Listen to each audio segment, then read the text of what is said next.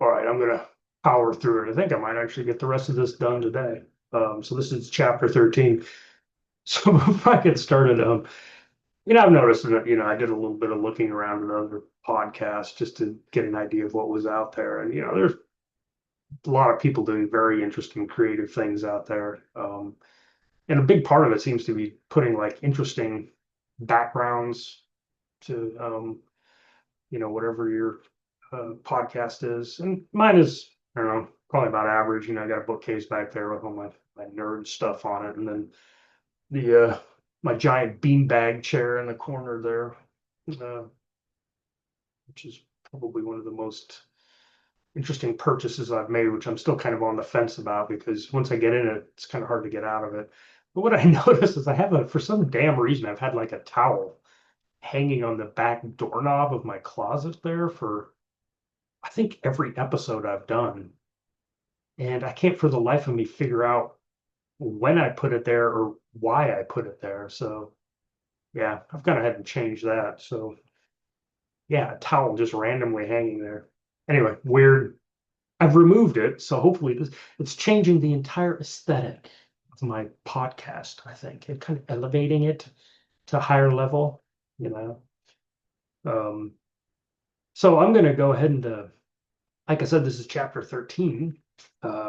Previous chapter, if you're not doing this sequentially, is the Daemongate opened and went on a rant about organized religion at the end, which was balanced enough to, I think, offend pretty much everybody. And so, yeah, let's get into it. Share the screen. This is chapter 13, Transdimensional Hooliganism. The first few hours of the assault were a blur to me. We shot silvered bolts into the seething mass of demons trying to force the main gates, dumped kettles full of silvered water onto them while they roared, screamed, and complained bitterly about our underhanded tactics. Stop complaining, I remember shouting at them. This is no better than transdimensional hooligans like yourselves deserve. If you weren't leaving your rubbish everywhere and trying to eat us, we wouldn't be shooting or burning you. Demons responded with jeers and even louder complaints, and then they redoubled their efforts on the gates. But luckily, Minra's silver-infused inspirational carvings, which said things like, if you change the way you look at things, the things you look at change, and be nice, actually did burn the demons who were rubbing up against them, which caused much frustration amongst the horde. This in turn led to inner demonic mauling because of said frustration.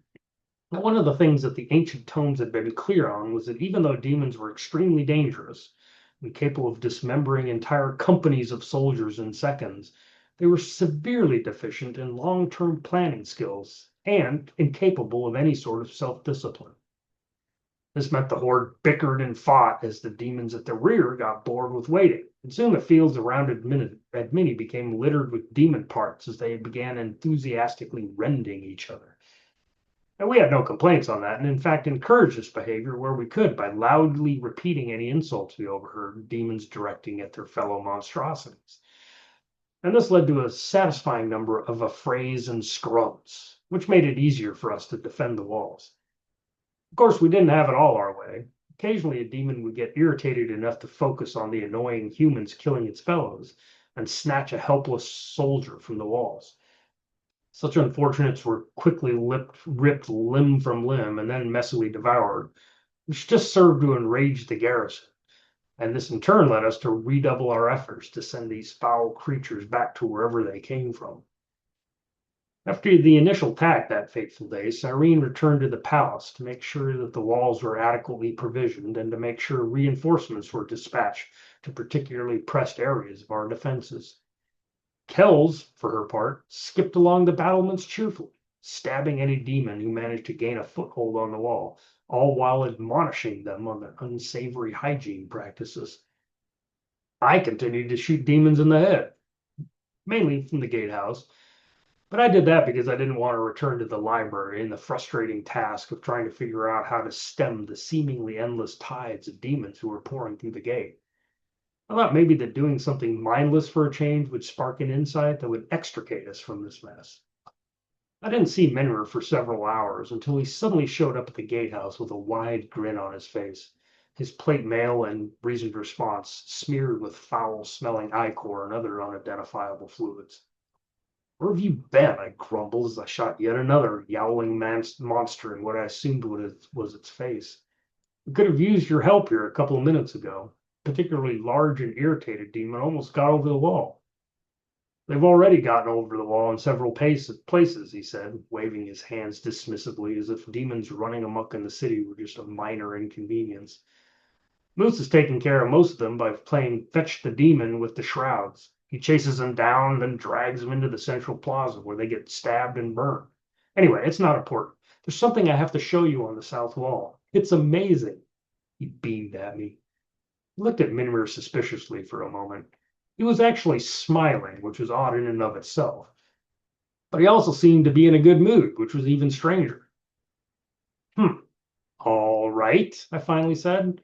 "Well, things seem to be well in hand here, so let's go see what put you in such a good mood." We walked along the city walls, occasionally lending a hand wherever our soldiers were particularly hard pressed, and eventually we reached the southern battlements. Midmer was practically dancing with excitement at this point, so I was more than a bit curious. And then when he gestured me over and pointed at the throngs of monsters milling outside the walls, I got to see what had put him in such a good mood. "There," he said. "Do you see that?" I looked to where he was pointing, and for the second time that day I was speechless with amazement. "Is that," I stammered, "is that what I think it is?" "Yes, indeed," Minmer grinned. "I couldn't believe it either when I saw it, but there it is, clear as day. But how, why, I don't know," he shrugged, absently pulling me back as a particularly persistent demon tried to claw my arm. "But it's pretty amazing, isn't it?" I absently shot the offending demon in its gaping mouth and stared out at the seething horde.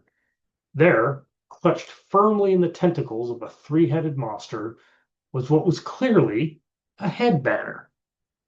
It was one of the most astonishing things I had seen all day. And that was saying something, what with the transdimensional invasion going on and all. How did they come up with that? Do you think they stole it from the Grugarin? Or maybe the Grugarin stole it from them? This could be a sign that there's some sort of cross-dimensional cultural communication going on. And if that's the case, how does it get through the planar boundaries? The implications of this are amazing, Minner. Do you realize that if it's possible to communicate across the planes, you could make a strong case that all of our nasty impulses and thoughts could be coming from an external source? This could overturn centuries of rhetoric on the nature of evil. This is simply amazing. "Yeah, yes, that's all well and good," Minner said impatiently. "But take a look at the noggins that they're using." I looked more closely at the head banner, squinting to make out the heads bobbing gently under it. I could see Dame Lucille's frowny face clearly mounted on the top of the standard, which made sense as she'd led the nobility's ill-fated attempt to betray humanity, and a few of her more sour-looking colleagues were included as well. But I couldn't quite make out the oddly shaped heads bobbing under them, however, and some of those seemed unusually small. I looked even more closely. "Wait, are those—" I burst out laughing. Minur grinned at me. "I know, right? These morons decapitated a bunch of sheep. How terrifying!" "Oh, hold me, Minur. I can barely contain my horror now that I've seen what they do to things that don't even have opposable thumbs." "And look, the entire bottom row is made up of squirrel heads. Is nothing sacred to these beasts?" "Buck up, Lord Regent," Minrir laughed, patting me on the shoulder. "We can only hope to die as well as those cud-chewing ungulates." "It's what I've aspired to my entire life, Minrir, to be able to hold a spoon, and then use said spoon to stand up to the hordes of the abyss," I told him solemnly. And then we both burst out laughing again. We were still giggling and pointing when Kells joined us. "What are you laughing at?" she asked brightly as she sat on the battlements in front of us. "Look, Kells, the demons have a head banner too," I said, grinning. "And they killed a bunch of sheep to decorate it. And they've even got a bunch of squirrel heads on the bottom. How terrifying! How horrifyingly morale destroying! By the divines, Minrir wailed, save us from these butchers of squirrels. We are surely doomed by the creatures that can kill an animal the size of a small rat. Kel stared at us for a few long moments and then said seriously, you both have issues. You know that, right? As Minra and I collapsed in fits of mirth, she frowned at us, then wandered off to find more demons to stab. After a few more minutes of hilarity, I wiped my streaming eyes, bid Minra farewell, and returned to the gatehouse to make sure things were still in hand. And so it continued for the next few days. The demons roared and wailed around the walls, fighting each other and us with equal enthusiasm. And slowly but surely, they began to wear us down. Soldiers were picked off from the walls. Our stores of silvered bolts and arrows steadily decreased, and more demons poured through the Daemongate. It was soon clear that unless we managed to close it, Admini would eventually fall to the Horde, and then there would be no major force left in the kingdom to oppose these foul creatures.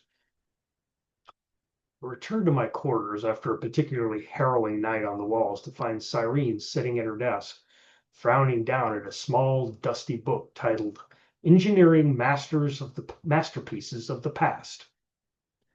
How was your evening, dear? She asked as she idly flipped through a few pages. It was fine, I said, putting down my trusty crossbow and groaning as I pulled off my gambeson, hanging it on the armor rack in the corner.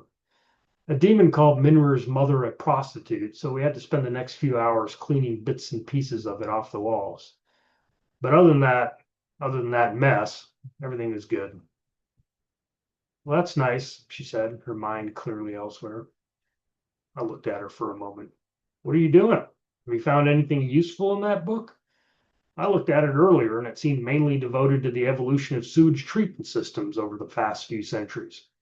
That's very important, I know, but demons seem to void themselves whenever and wherever they feel like, so I'm not sure how relevant it is to our current situation. She murmured. Then she put the book down with a sigh. I think I just found out how to close the gate. What? How? It's in a footnote in chapter 3, she said, pushing the book over the desk to me. The one where he's discussing the innovations of late ill-found era filtration systems. Well, that's fascinating, I said, and I was being serious. And then I picked up the book and frowned as I flipped to the page she'd mentioned. But I still don't know how that helps us. Could we install a filter on the Daemongate? Maybe screen out some of the larger ones? No, she said with a sigh. It's a way to close the entire thing for good. Well, that's wonderful. How? The author mentions a planar key in the footnote as an example of the late ill-found magical engineering innovations, along with the development of replaceable fiber water filters, of course. I did some digging, and from what I can gather, the original gate was closed by this key. Esther's catchy tunes didn't have much to do with anything beyond just thinning out the demon horde enough so that the person who made the key was able to get close enough to the gate to activate it. That makes sense? Let me read that again. The author, this is Cyreen talking. The author mentions a planar key in the footnote as an example of late ill-found magical engineering innovations, along with the development of replaceable fiber water filters. I did some digging, and from what I can gather, the original gate was closed by this key. Esther's catchy tunes didn't have much of anything to do with it beyond thinning out the demon horde enough so that the person who actually made the key could get close enough to the gate to activate it. Hopefully that cleared it up. Huh.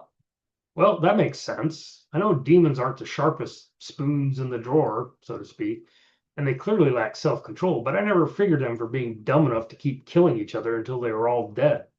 I mean, at some point, even a demon would realize it was having to travel further and further to find another demon to maul, and then they'd have to start wondering why.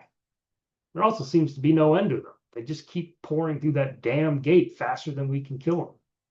So, who was the person that actually ended the invasion? No idea, she said. The only reference I could find for them was a sentence in Nestor's autobiography where he mentions an engineer that helped seal the gate, but he never actually names them. They probably saved our planet, and he doesn't even think it worth giving them a footnote in his autobiography. Well, that's typical self-centered Bardic grandstanding, I said, and Cyrene grunted in agreement. So, do we know where this key is? Yes, I found it. Well, that's great, I said, newly energized with hope. It looked like we were going to have a chance to avoid being slowly devoured by foul-smelling demons. Yeah, it's always good to have that option, right? So, I suppose we'll need to put together an expedition to get it, I continued as I jumped up and bustled around the room, opened closets and chests and throwing various things I thought would be useful in finding planar keys on the bed.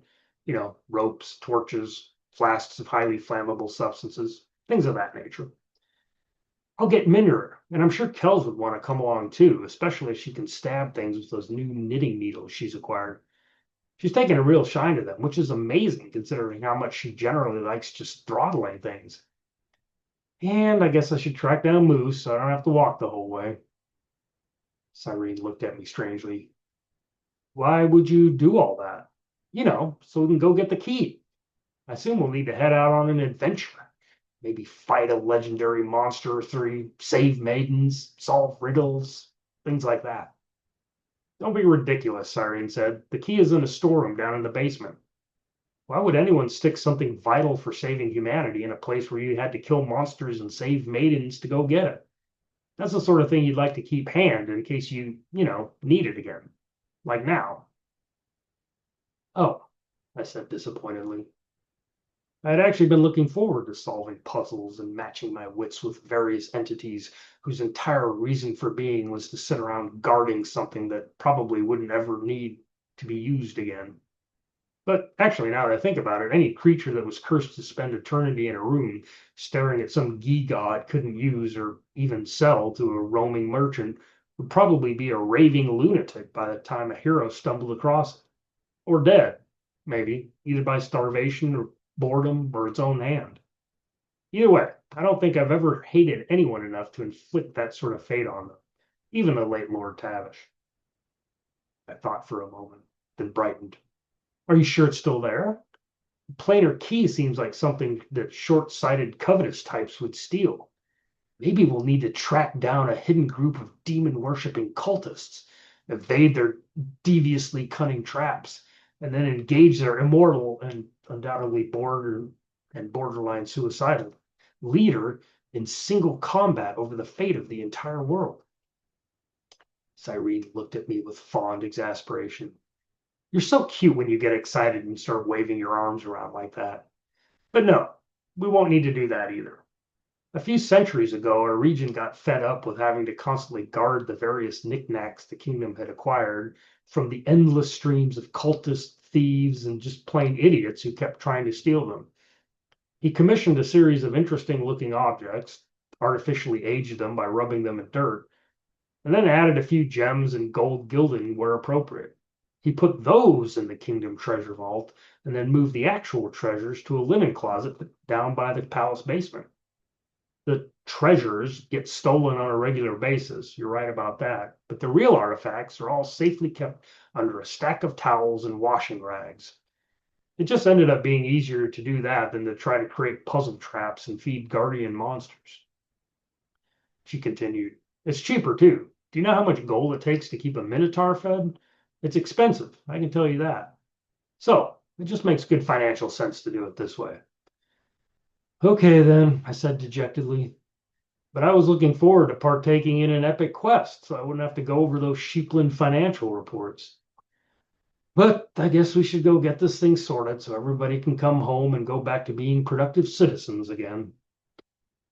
Well, it's not going to be that easy, Cyrene said gloomily. Why not? All we have to do is troop down to the linen closet, grab the key, and use it to shut the gate, right? What's the problem? Yeah, Cyrene said, gesturing out the window at the yowling and ever-increasing horde of demons milling mindlessly around the walls.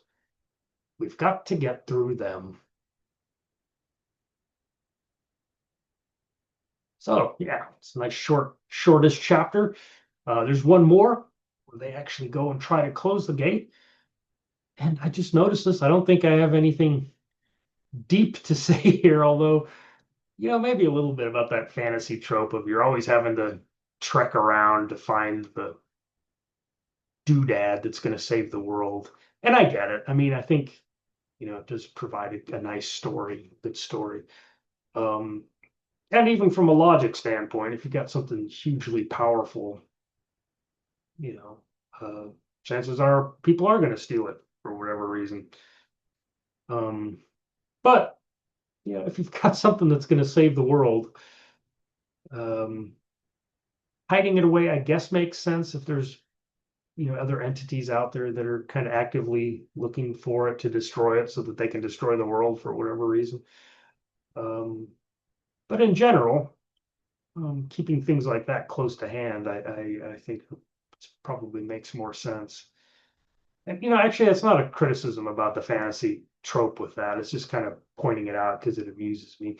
It makes, like I said, logical sense a lot of times that you do have to have a quest to go find these things. The one that always comes to mind is, the whole Lord of the Rings one. You have to trek. You've got the ring already. You just have to trek to Mount Doom to destroy it. And I think that Tolkien does a really good job of explaining why that is. How they had the chance. Anyway, if you haven't read the book, I'm not going to spoil it for you, but there's a really good reason why Frodo has to go to Mount Doom to destroy the ring. Uh, so anyway, um, just pointing out that trope and kind of how funny it is when you think about it. And I think I might actually do the last chapter today, get this wrapped up, where they close the gate finally. So I'll kind of wrap things up.